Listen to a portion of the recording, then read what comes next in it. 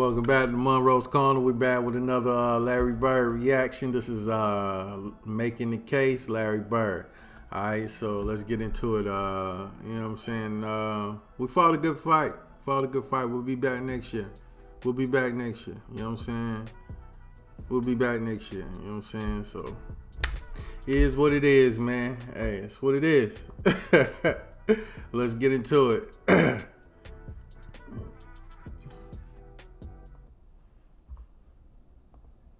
Basketball is special. The size of the court and the lack of pads or helmets give fans the most intimate experience of a team sport that exists. And because of the different styles that basketball allows for, players develop their own distinct identities and signature styles through their creativity, flair, and athleticism. And although no player succeeds alone, the scoring volume and two-way nature of the sport give individual stars a nearly unprecedented amount of control over the flow and outcome of a game.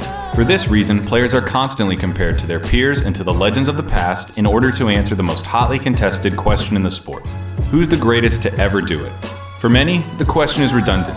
They believe in only one right answer, their answer. Others might have their own personal stance, but acknowledge one or two alternatives. But I believe that there's much more nuance to the question of greatness and more answers to it than you might think. By my count, there are 8 players in NBA history that have a substantial claim as the GOAT. It's a subjective thing though. I can't give you a definitive answer. All I can do is make the argument. So today, I'll be making the case for Larry Bird as the greatest basketball player of all time. Okay, so he does. Okay, so this is what he does on his channel. I'm gonna have to get into some. Okay, we're gonna have to go into like everybody he makes the case for. Then listen.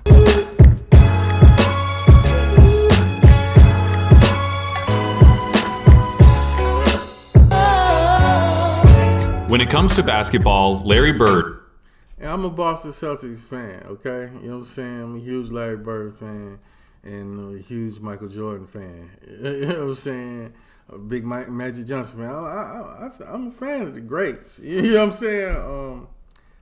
I believe Jordan is the GOAT. That's how I feel. But let's watch this video.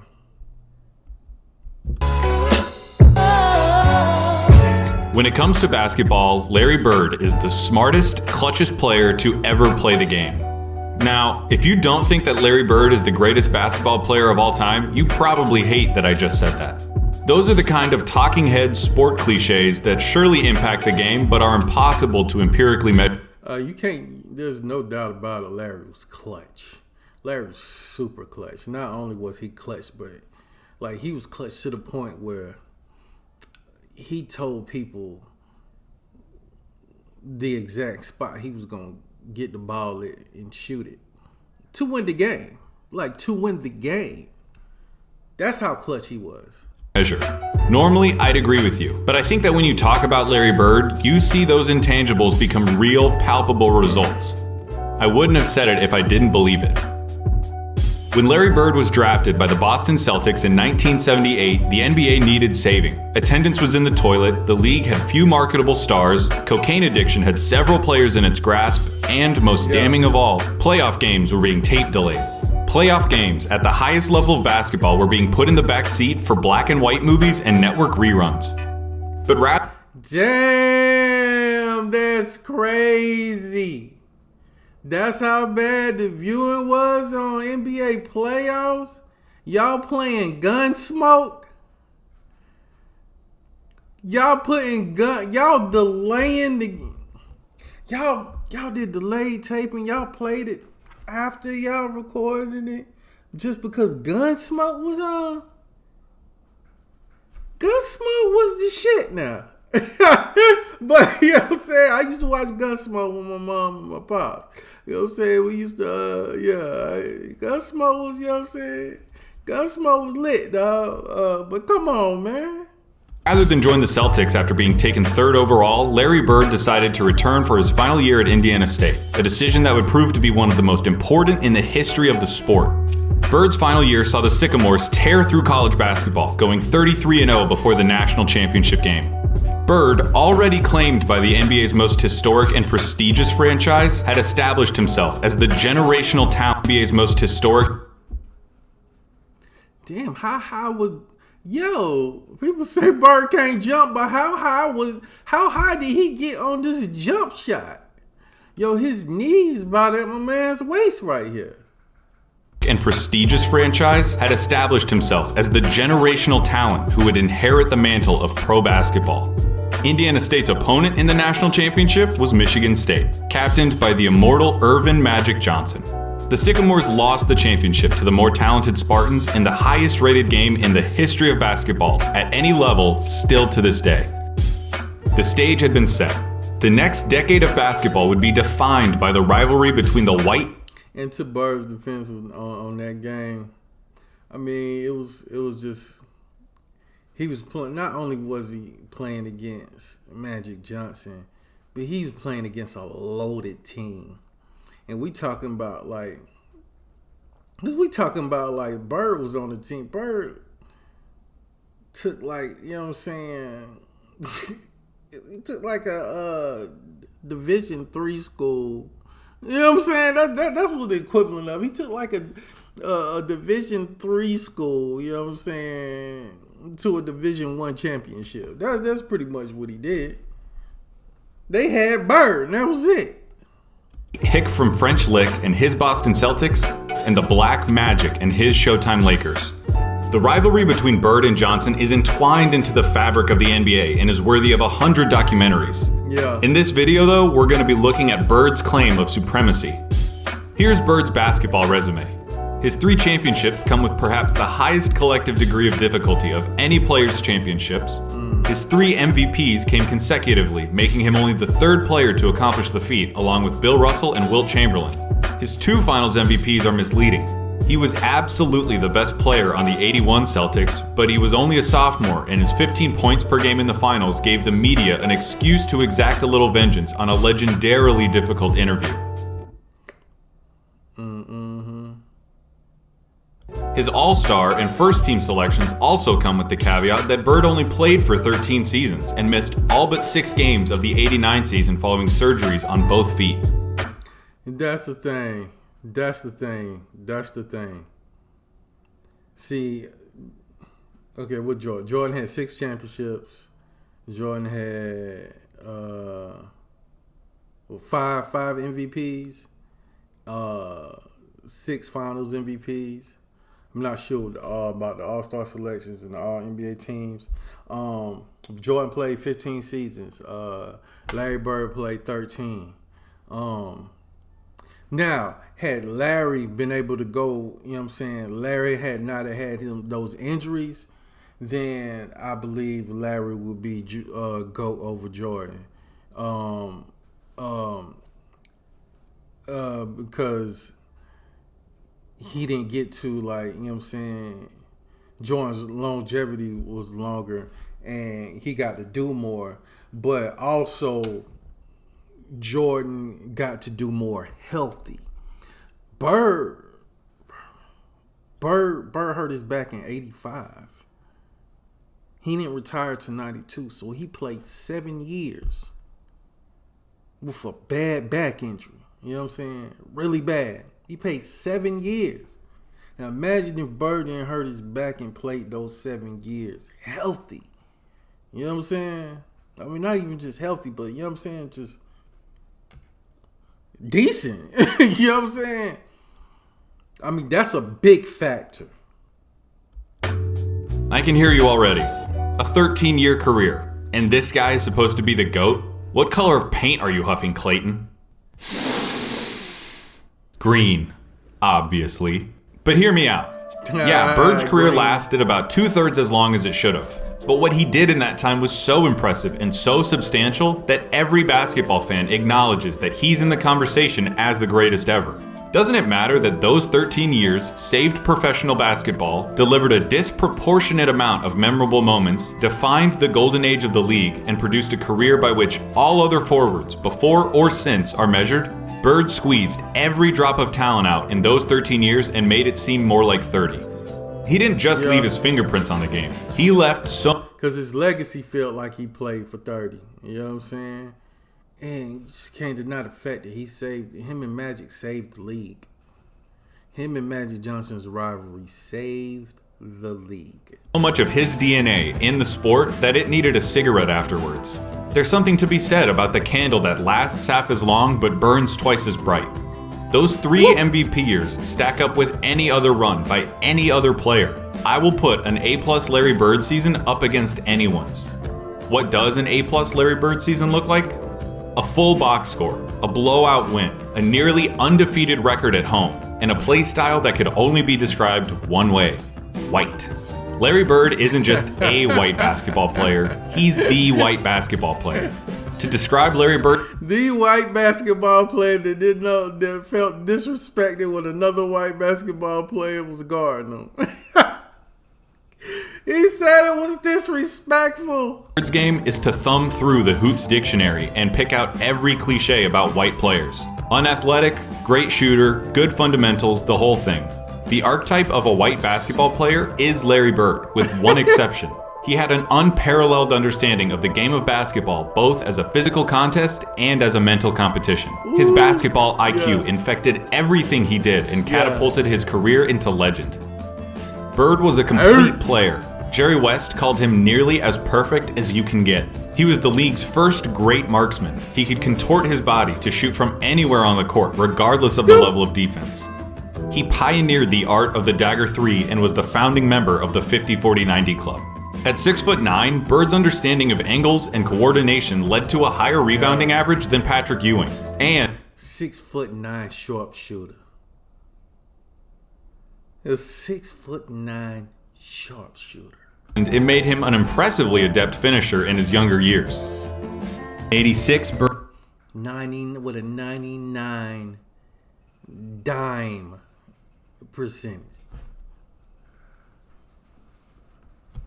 Bird dropped 47 points on the Blazers, playing the majority of the game left-handed. I think he hit 27 left-handed.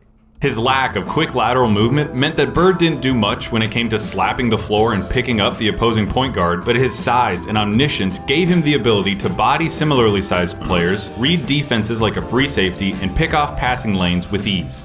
His passing was transcendent, and I'll highlight it later. And of course you need to know that Larry Bird was a tough effort. At back, man.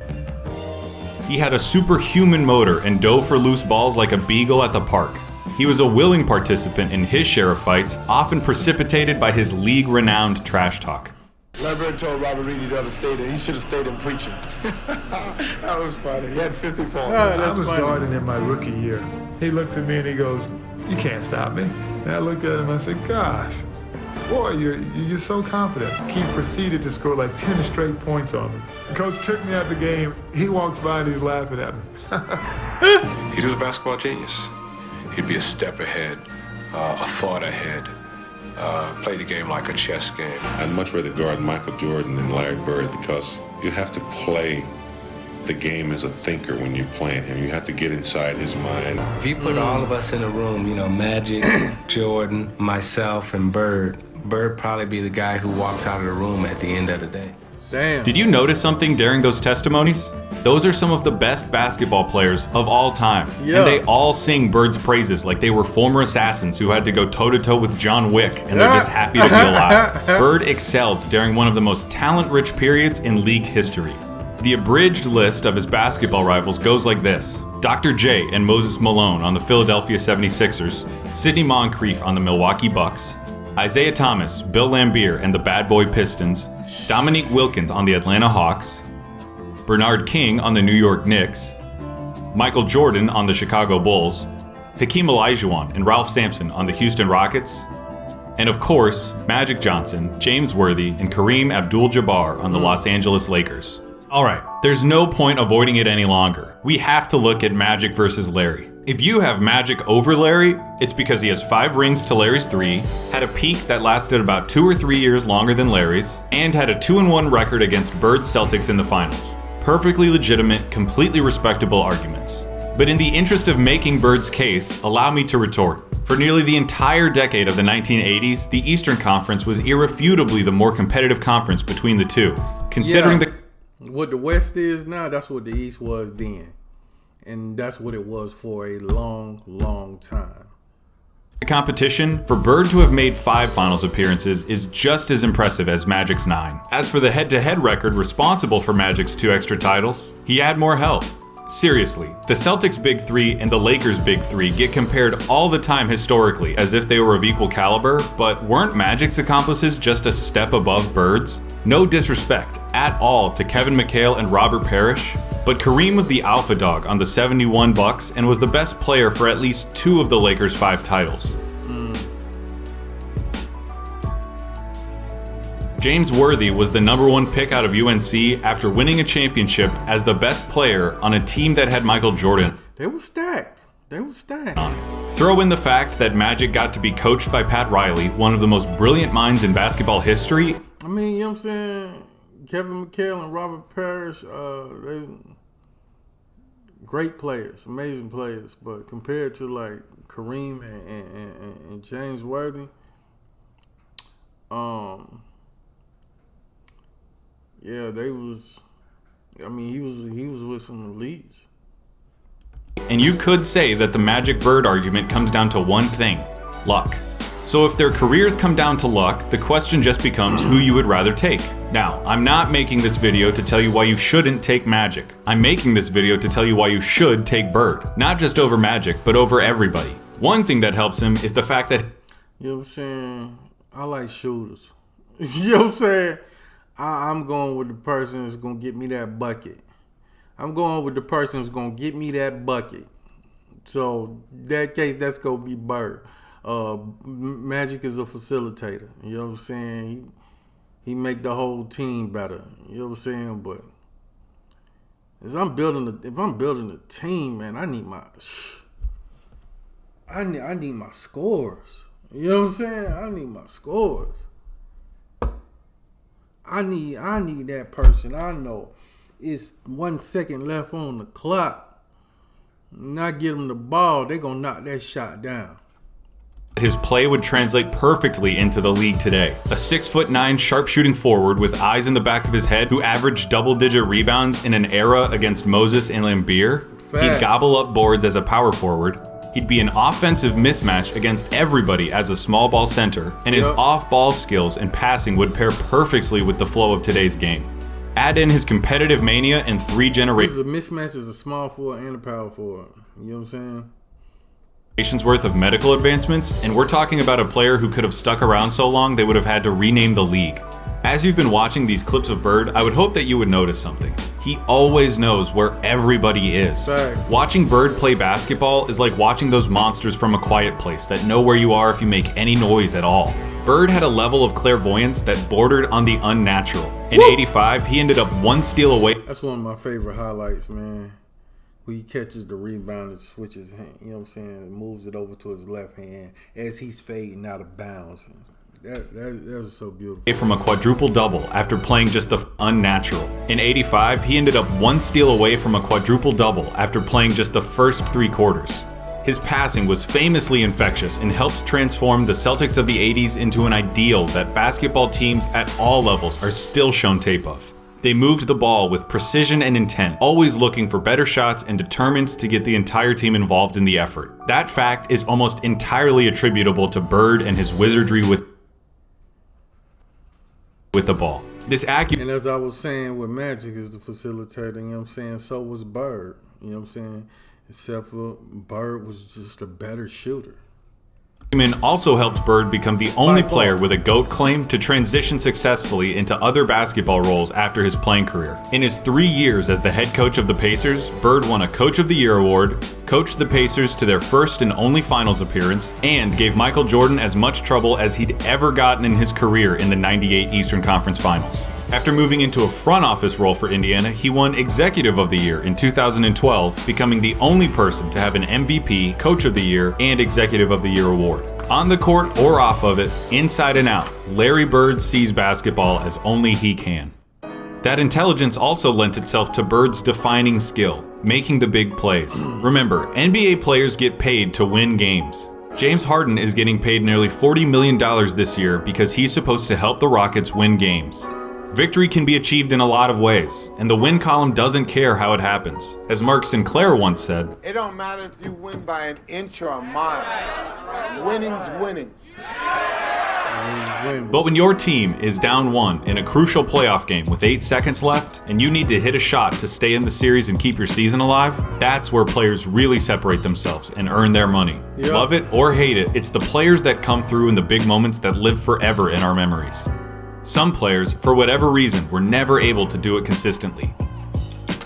Some players were truly outstanding at it. Larry Bird was the best at it. Flex.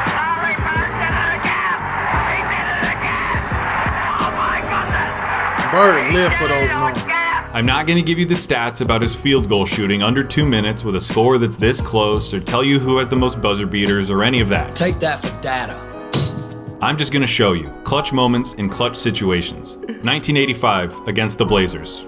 Bird drops 48 points, including this. Down 1 with 2 seconds left. Inbound pass, the double team and Bird. Larry, fake, fall away. Over 2 people. 1985 against the Hawks. Bird sets the Celtics scoring record with 60 points with shots like these. They open the right side. Bird the fall away. He throws it again. That's the best shooting I've ever seen. 1986 against the Rockets. Not all of Bird's clutch moments were singular. The bigger the moment, the bigger his performance. In Game 6 of the 1986 NBA Finals, Bird clinches the championship with a triple-double in what he calls the best game he ever played. 2 seconds on the shot clock. Bird wants a three out of it. He gets it. He was in the paint. He went all the way out to get that 3. 1987 against the Washington Bullets. Bird hits one shot to tie it before it's waved off because of a timeout. Then comes Hits another shot to tie it up for real. Hit it with 2 seconds left, right? It goes now to Bird. Bird goes up top. And then in double overtime, down 1, he does this. It's going to go to Bird. He's got a shot. And it's got it. A 3-point field goal. And that's that. It's all over. For 3 years, from 1986 to 1988, the three-point contest knew no other champion but Larry Bird. Yeah. You wasn't getting that. He's still got to drop one here quickly. 14. This is a tie for the money. Clutch. 1987 Eastern Conference Finals, Game 5. Tied at 2 games apiece against the Bad Boy Pistons, this enormous game would put the winner 1 game away from the NBA Finals. The Pistons are up 1 with seconds remaining. The ball goes out of bounds off the Celtics. Isaiah Thomas just needs to inbound the ball to win. The ball goes out 1 game away from the NBA Finals. The Pistons are up 1 with enormous game would put the winner 1 game away from the NBA Finals. The Pistons are up 1 with seconds It was hard to tell. remaining. The ball goes out of bounds off the Celtics. Isaiah Thomas just needs to inbound the ball to win the game. Now there's a steal by Bird. Underneath the DJ. Defense, baby. Defense. Right half 1 second left. What a play by Bird.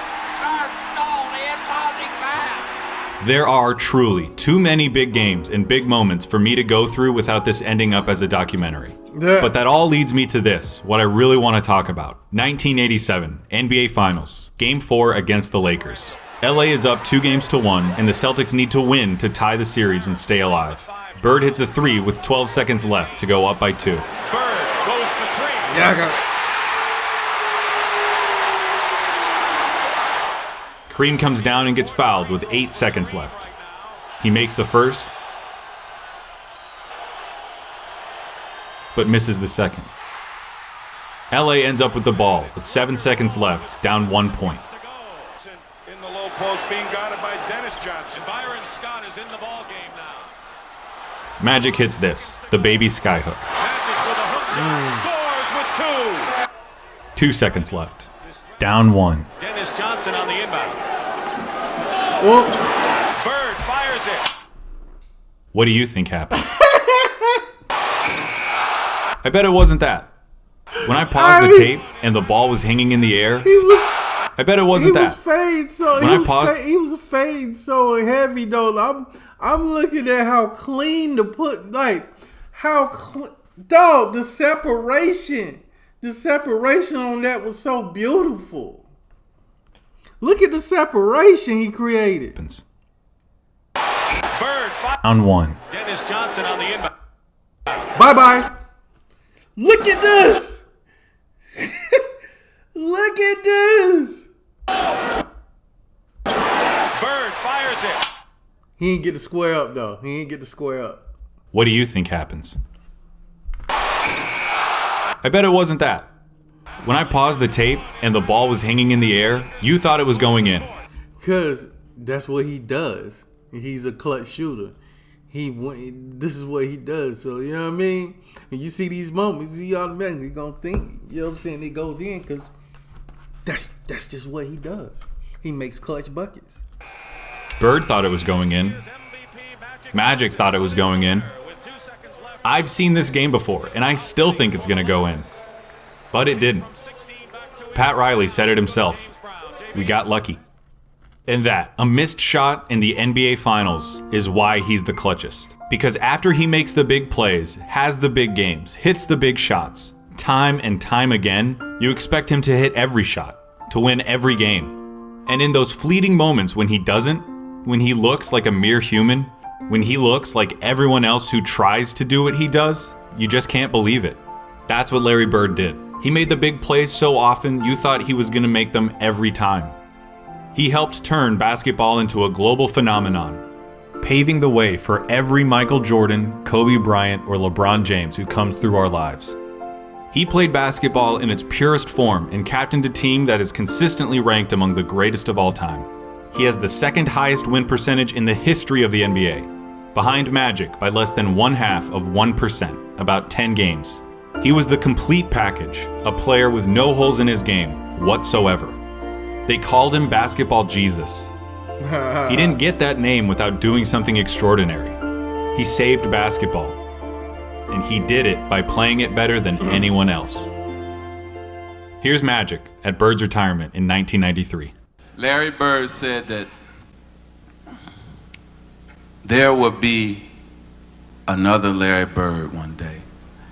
And Larry, there will never, ever, ever be another Larry Bird. Fact. To the greatest basketball player ever, but more important, a friend forever. Yo.